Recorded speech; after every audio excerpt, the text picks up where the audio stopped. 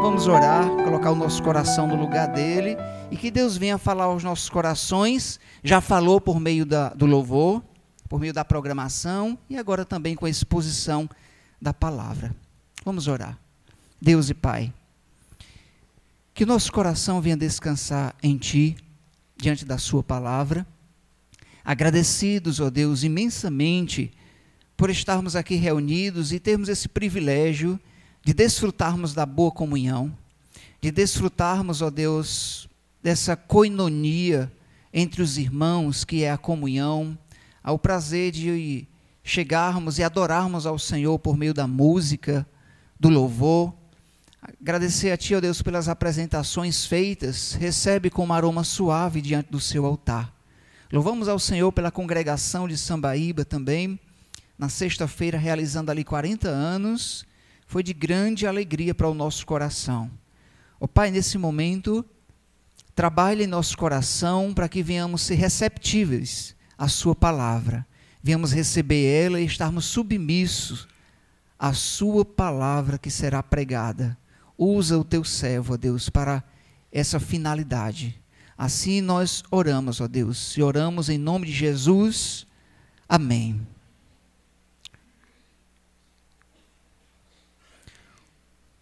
As crianças de 1 a 6 anos, por favor, os pequeninos, a professora está ali, a irmã Elisângela, a tia Elisângela. Então, as crianças de 1 a 6 anos, por favor, podem dirigir-se até a sua classe. Isso, muito bem, muito bem.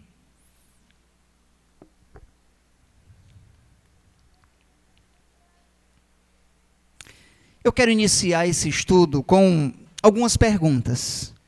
E a primeira pergunta é: como saber, como identificar uma pessoa que é saudável? Como é que nós podemos identificarmos, sabermos que uma pessoa ela goza de saúde?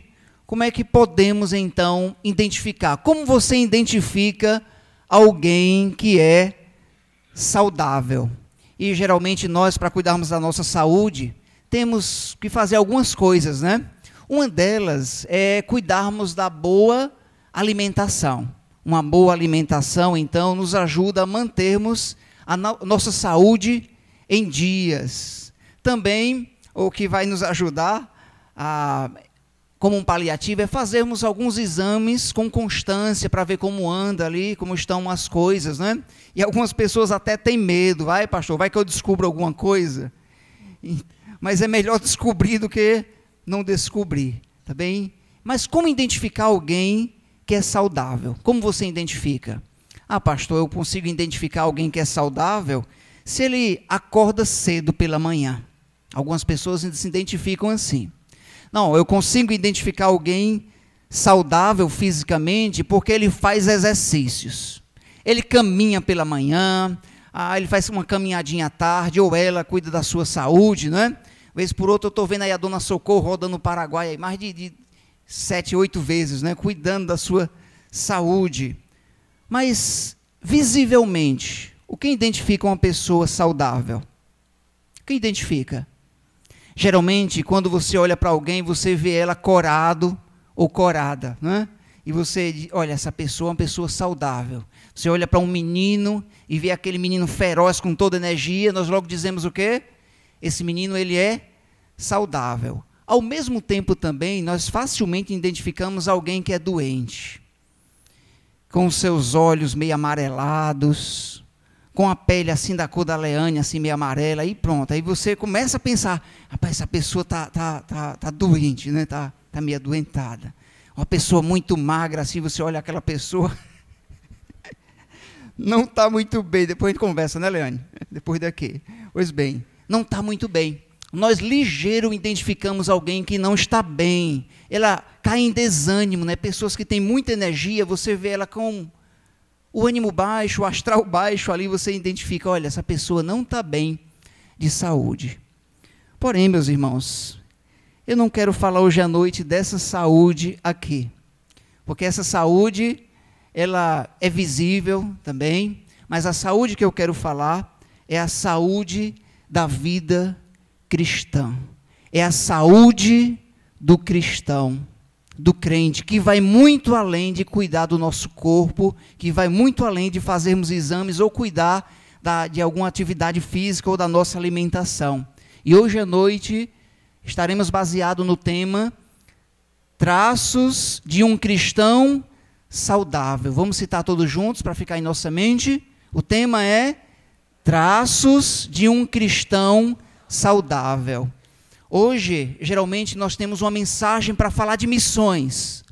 Mas do que adianta falar de missões se a minha vida não está em plena saúde com Deus? Do que adianta eu estar cuidando de algumas áreas da minha vida, referente a missões ou evangelismo, se eu não cuido da minha saúde espiritual? Como identificar um crente saudável? Como nós podemos saber se um cristão ele é saudável espiritualmente ou não? Assim como a saúde é visível, assim também como a saúde espiritual ela é perceptível. Nós conseguimos observar se alguém é saudável espiritualmente ou se sua vida está bem com Deus. E hoje à noite eu poderia mostrar aqui vários traços, várias marcas que mostram um crente saudável. Eu poderia falar que um crente saudável ele precisa ter compromisso com Deus, compromisso com as tarefas dadas à igreja, como o simples congregar-se. Eu poderia então acrescentar aqui que um cristão saudável, ele presta contas da sua vida aos seus líderes espirituais, isso é bíblico também. Eu poderia acrescentar várias marcas aqui, mas eu enxuguei aqui o nosso estudo e eu gostaria de mostrar dois traços que mostram, identificam um cristão, um crente saudável. E a primeira marca que veremos hoje à noite, o primeiro traço de um crente saudável, é que ele é submisso à palavra de Deus, é submissão às Escrituras. Então, um crente saudável, ele precisa estar debaixo da autoridade de Deus. Não existe um cristão forte, saudável, que ele quer viver como ele quer, que ele quer viver a sua vida demasiadamente como ele acha que deve ser. Um cristão saudável, forte, robusto na fé, a primeira marca é que ele é submisso, é a submissão à autoridade divina que é a palavra de Deus.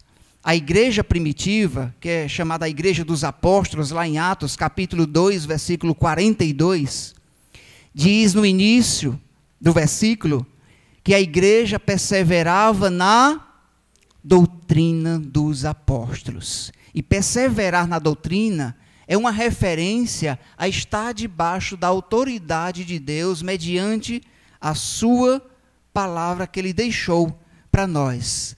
Não existe um cristão independente que ele é autônomo. Não existe esse. Não existe as pessoas, que é um título hoje, né, que está aí na internet, eu sou sem igreja. Não existe isso. Quer dizer, existe, mas não é de Deus. Existe, né? Existe, eu quero viver a minha vida como eu quero. Eu não preciso de igreja, eu não preciso de líder, eu não preciso de pastor. Aí já mostra, se ele for mesmo um cristão, já mostra que ele está doente, anêmico, uma fé pálida, desnutrida, sem nutrientes a sua fé.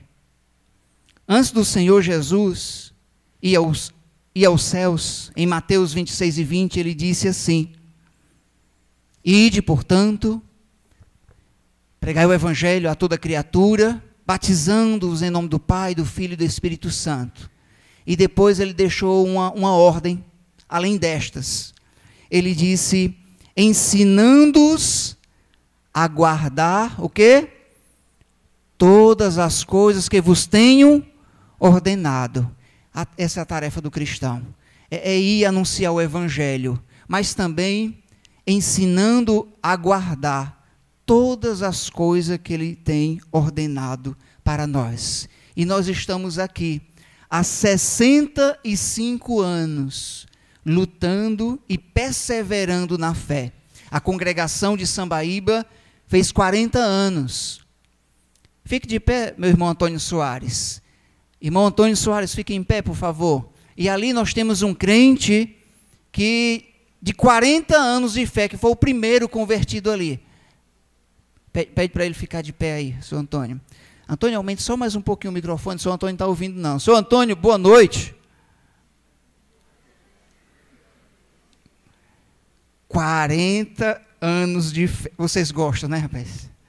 40 anos de fé. Submisso à palavra de Deus. Debaixo da sua autoridade. E muitos aqui, idosos, né? Pode sentar, senhor Raimundo, viu? Senão eu vou pedir para o senhor orar já já. Pode sentar, viu? 40 anos de fé. E outros aqui com mais tempo de fé, mas debaixo da palavra de Deus. Ela é autoridade em nossas vidas. Então não existe um cristão autônomo. Uma igreja saudável, um crente saudável, ele saboreia a palavra de Deus, ele inclina-se sobre ela, ele humilha-se diante dela, porque quando a Bíblia fala, Deus fala. Quando a Bíblia está falando, é Deus falando. Então, por isso que nós temos a palavra como a nossa regra de fé e conduta. O ensino, ele é fundamental na igreja. Quando você vem para cá, você está aprendendo, para depois nós colocarmos em prática as Escrituras. Então é fundamental para o nosso desenvolvimento na fé. Não existe amadurecimento se não há exposição da palavra. Eu não sei, não tenho ideia, como igrejas que não têm a Bíblia como autoridade, como ela sustenta as pessoas. Não tenho ideia. É com emocionalismo, é com grito. Não é com grito. Não é com emoção, não é com invenção. É a palavra de Deus que nos sustenta e tem nos sustentado até aqui. Ela é o fundamento, então, da nossa fé. E a igreja primitiva e os crentes da igreja primitiva estavam debaixo, submissos, então, à palavra de Deus. Nós temos uma situação bem intrigante, citado nas Escrituras, que é o caso de Marta e Maria. É uma história muito conhecida, onde retrata duas irmãs, e Jesus chega na casa dessas duas irmãs, e uma começou a preocupar-se com as tarefas de casa, enquanto a outra estava aproveitando o privilégio de ter o mestre dos mestres ali, e a expressão lá é, quedava-se aos seus pés, que é uma expressão rabínica, ali sentava aos pés e ouvia o mestre falando, ouvindo o próprio Jesus. Você já pensou que grande privilégio do próprio Jesus ensinando e você sentado ali ouvindo as suas palavras? E então ela preocupa-se e diz, Senhor, por que o Senhor permite que Maria não faça nada e eu aqui ocupada com as tarefas? E o Senhor então repreende ela, dizendo as seguintes palavras, Marta, Marta, por que te preocupa com muitas coisas? Nós somos muito parecidos com Marta. Levantamos da cama, me perdoe a expressão, nós acordamos igual um bicho, já aperreado. Já vamos com a mão no celular. E ali nós já começamos a inclinar o nosso coração à preocupação. Em vez de fazermos como um salmista, que logo pela manhã eu busco a sua presença, ó Deus, pedindo a sua direção para o dia. Mas às vezes nós estamos como Marta. Estamos aqui aprendendo a palavra, mas no dia a dia, às vezes ela fica de lado referente à nossa vida cristã. Maria, pois, escolheu a boa parte, e essa não lhe será tirada, não lhe será tirada, porque aquilo que vem das Escrituras não nos será arrancada.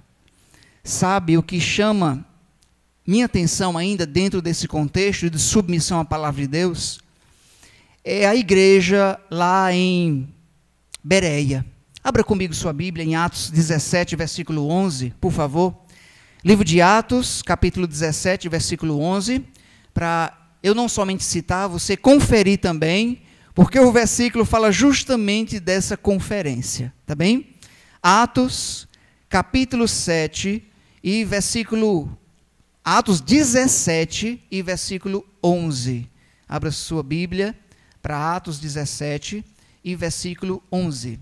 E vamos ler juntos em uma só voz e com vigor. Atos 17 e o versículo 11.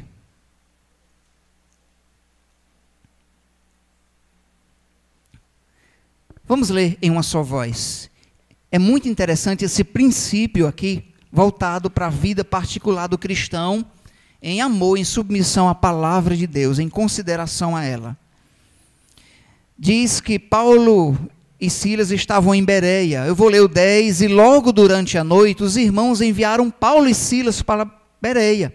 Ali chegados, dirigiram-se à sinagoga dos judeus. Juntos o 11. Ora, estes de Bereia eram mais nobres que os de Tessalônica, pois receberam a palavra com toda avidez, examinando as Escrituras todos os dias, para ver se as coisas eram... Então é muito interessante como Paulo então observa a apreciação dos irmãos de Bereia, e diz que eles foram a palavra, receberam ela com toda a avidez, com todo o vigor, examinando então se as coisas eram de fato assim. E note que quem estava pregando era Paulo e Silas, mas eles estavam examinando para ver o que Paulo estava dizendo, se estava coerente com as Escrituras. Isso é muito interessante. Então significa dizer que dentro da igreja nós precisamos de crentes bereianos, de homens bereianos, que recebam, estejam submissos à palavra com toda avidez, de mulheres bereianas. Bereia era uma região, então eram crentes que viviam lá, que tinham uma avidez. E ele compara com a igreja de Tessalônica, que esses de cá eram mais nobres do que esses outros. Não que os outros eram incrédulos, mas esses mostraram mais avidez mediante a palavra de Deus. Não existe fé em Cristo se não houver submissão à palavra. Aquele que abrir a sua boca e diz, eu já sou um cristão, amém por isso. Eu sou um crente no Senhor Jesus Cristo, amém por isso. Mas se não houver uma identificação na sua vida, a qual você esteja submisso e debaixo da palavra de Deus, da sua autoridade, nada vale o que você falou. Nada vale. Se a sua vida não está condizendo com a autoridade, você não está debaixo dela, nada vale do que você está vivendo.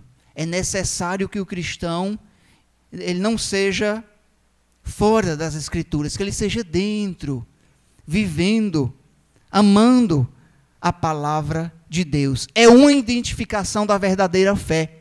Eu quero citar João 8, versículo 31 e 32.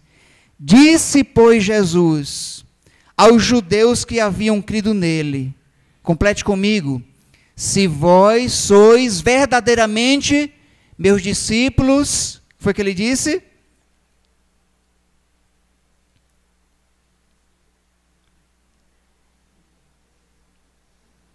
Falhou. Permanecereis na minha palavra. Vocês são meus discípulos? E os judeus, nós somos.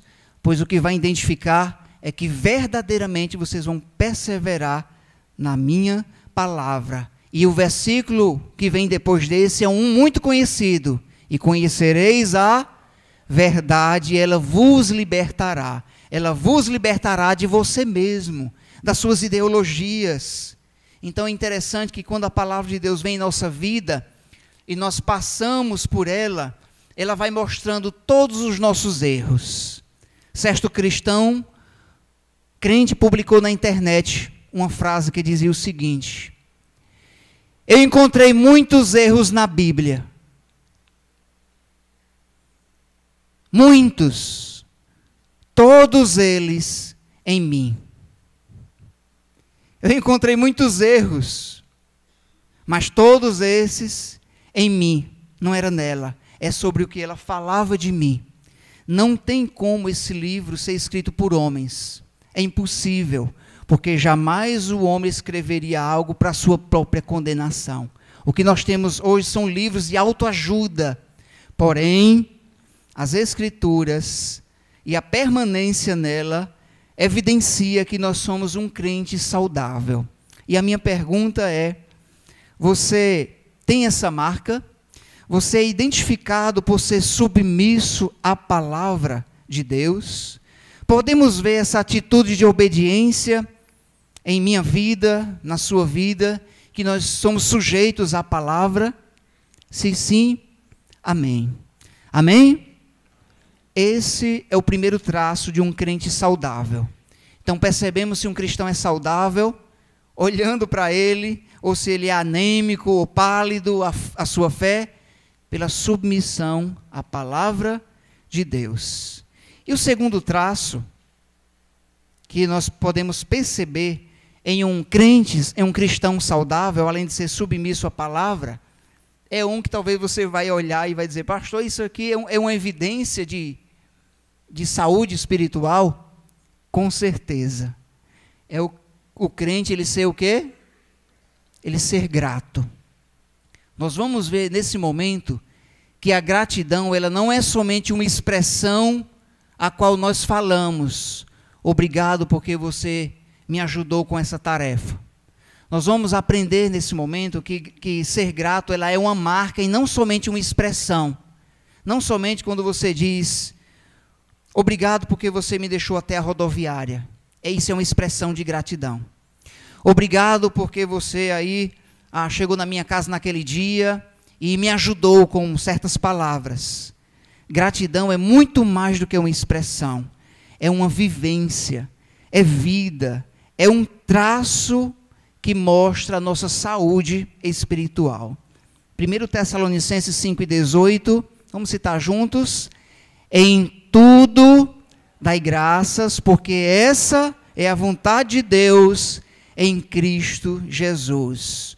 Uma pessoa que não conheceu a fé verdadeiramente, ele pode até agradecer por alguma coisa, mas ele não é grato, tá bom? Ele pode até agradecer por algumas atitudes, alguma oferta que ele recebeu, algum tipo de amizade, algum benefício, mas o incrédulo jamais ele pode ter essa marca de ser grato, porque essa é uma identificação daqueles que verdadeiramente estão caminhando pelo trilho da fé.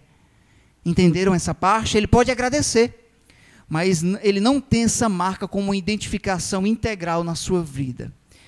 Eu creio que o apóstolo Paulo, ele registrou de forma bem palpável nas Escrituras, foi o quem mais se expressou com essa palavra de gratidão, agradecido, contente, alegre. Em todas as suas cartas ele inicia falando: sou grato por vós, em todas elas. Mas tem uma carta do apóstolo Paulo que eu imaginava que ele não iria iniciar agradecendo, por conta daquela igreja ser uma igreja péssima, que é a igreja de Corinto. Pensa numa igreja trabalhosa, desastrosa, muito talentosa, mas ao mesmo tempo era uma igreja, se existisse em nossos dias, que na realidade ela existe, nenhum pastor queria ser pastor dessa igreja, a igreja de Corinto. Mas ele inicia dizendo assim: sempre dou graças ao meu Deus a vosso respeito, a propósito da sua graça, que me foi dada em Cristo Jesus. Porque Paulo sempre inicia suas cartas assim? Em primeiro lugar, porque ele era um crente saudável, submisso à palavra, agradecido por ter sido salvo, e ele vivia constantemente essa gratidão em sua vida, independente das circunstâncias. Ele disse, lá em Filipenses capítulo 1, E após eu fazer essa leitura, alguns dias atrás, me chamou muito a atenção, e eu compartilhei com minha esposa, dizendo, olha, esse versículo me chamou muita atenção, porque Paulo, ele conseguia enxergar gratidão até com as suas mãos algemadas, até com os seus pés presos, até sendo chicoteado, em naufrágios, em lutas, em perseguições, em perigos entre falsos irmãos, em calúnias. Como é que alguém consegue enxergar ou extrair gratidão de algo desse nível? E a resposta era um cristão saudável, grato, alcançado pela graça de Deus. Não tem outra explicação. Ele diz em Filipenses 1:12, eu quero ainda, irmãos, cientificar-vos a vocês, deixar vocês cientes de que as coisas que me aconteceram de prisão têm antes contribuído para o progresso do Evangelho. E tinha irmão chorando, olha, o apóstolo Paulo foi preso, e agora o que é que nós vamos fazer? Nós podemos ser presos também. Ele disse, irmãos, eu quero deixar vocês cientes, certos, convictos de que as minhas algemas têm contribuído para o progresso do Evangelho. As calúnias que eu tenho recebido, eu sou grato a Deus porque isso tem sido proclamado e vocês têm sido edificados através disso, de maneira que as minhas cadeias em Cristo se tornaram conhecidas da guarda pretoriana. Essa minha prisão aqui não foi simplesmente uma prisão. Deus está sendo conhecido através dela. Então Paulo, ele enxergava as coisas com os olhos da fé, com as lentes da fé. Davi, me empresta seu óculos aqui bem rapidinho. Isso. Não sei se você vai saber voltar sozinho para o seu lugar. Ah, vai, pronto. Paulo, ele enxergava as suas lutas, as suas agruras, com as lentes da fé. Não era com os olhos humanos, não. Porque quando nós enxergamos com os olhos humanos, é tristeza, é desânimo. É desânimo. Mas quando nós estamos em lutas, dificuldades, nós devemos fazer o quê? Olhar com os olhos e com as lentes da fé. E o que são essas lentes da fé? Se não através da...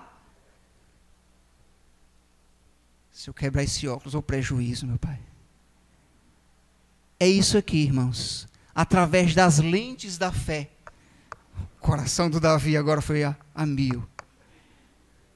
Paulo, ele enxergava dessa forma. E é sobre isso que eu gostaria de repassar aos meus amados irmãos.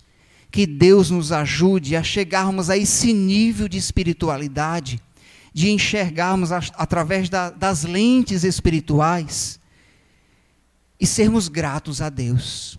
E Paulo dizia, só em o Senhor ter me salvado da condenação eterna, o que vier de sofrimento à minha vida vai ser lucro. Então Paulo usava as lentes da soberania de Deus. A gratidão ou ingratidão não era atrelada ao que faziam a ele, mas ao Deus a quem ele servia.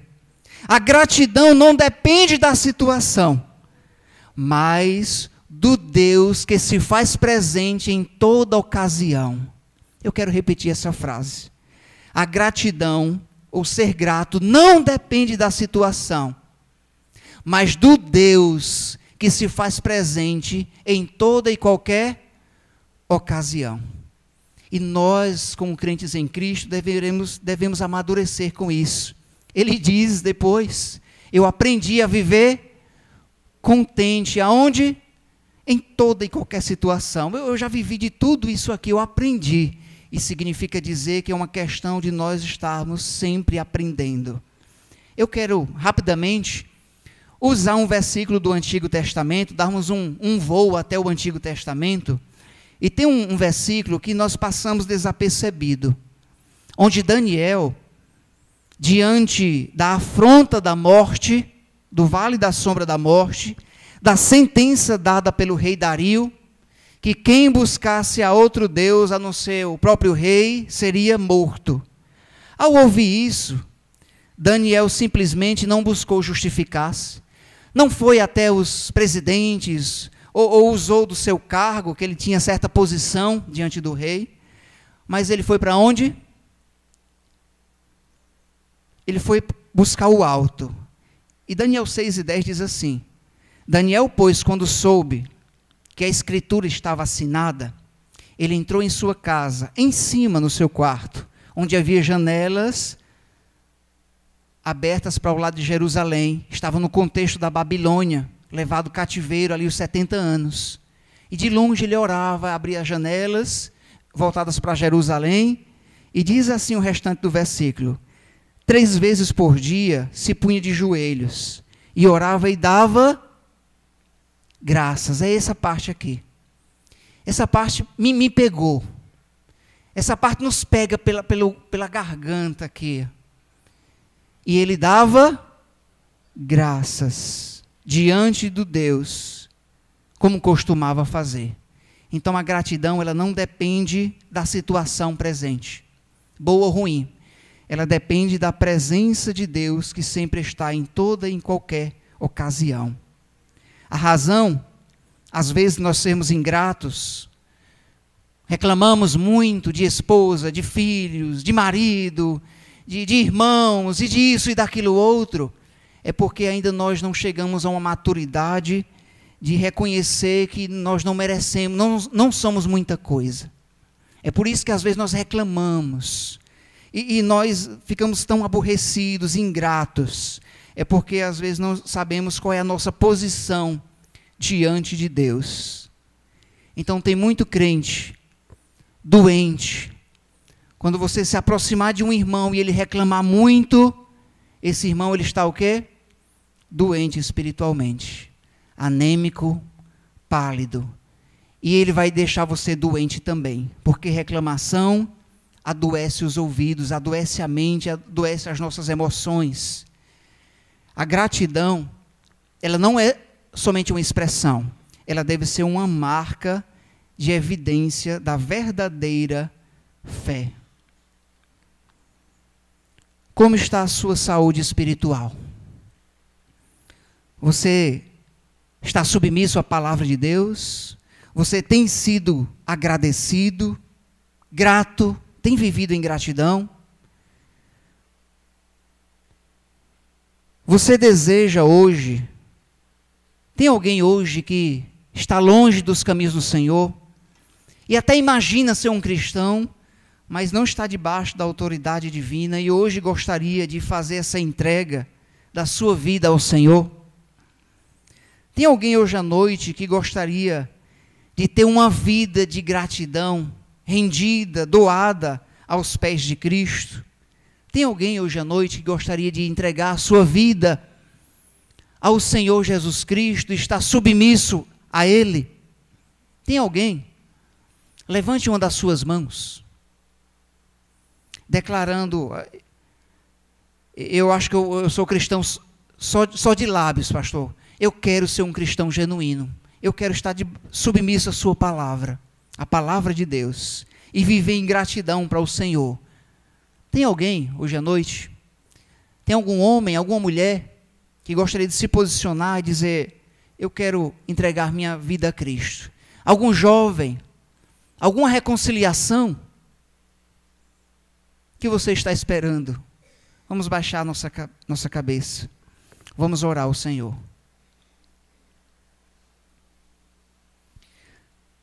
Ó Deus e Pai, Senhor, ajuda-nos, ó Deus, que a nossa vida, ó Pai, venha corresponder à fé. Não é fácil. Trilhar no caminho da fé não é fácil, ó Pai. Mas pela graça de Deus, somos o que somos, como diz o apóstolo Paulo. Pela graça de Deus eu sou o que sou, sustentado pela palavra do seu poder. Deus, hoje à noite, quebra corações, despedaça, esmaga o nosso ego, nosso egoísmo, e nos ajuda a sermos gratos, Senhor, pelo que temos recebido de Ti. A graça já é o suficiente. E o próprio apóstolo Paulo suplicou ao Senhor, não reclamando, mas pedindo para retirar aquele espinho na carne. E o Senhor responde: a minha graça te basta. E Paulo, com aquela resposta, disse: amém, Senhor. Graças te dou por esse espinho na carne. Ajuda-nos, ó Deus, a enxergarmos as dificuldades, as lutas, as agruras da vida com as lentes espirituais, com os olhos da fé, não com os olhos humanos. Deus, eu oro por essa igreja, por cada um de nós, pela nossa liderança, pelos nossos homens, nossas mulheres, jovens, crianças. Deus trabalha em nossa vida a cada dia. Somos gratos imensamente. Em nome de Jesus oramos. Amém. Amém, meus amados?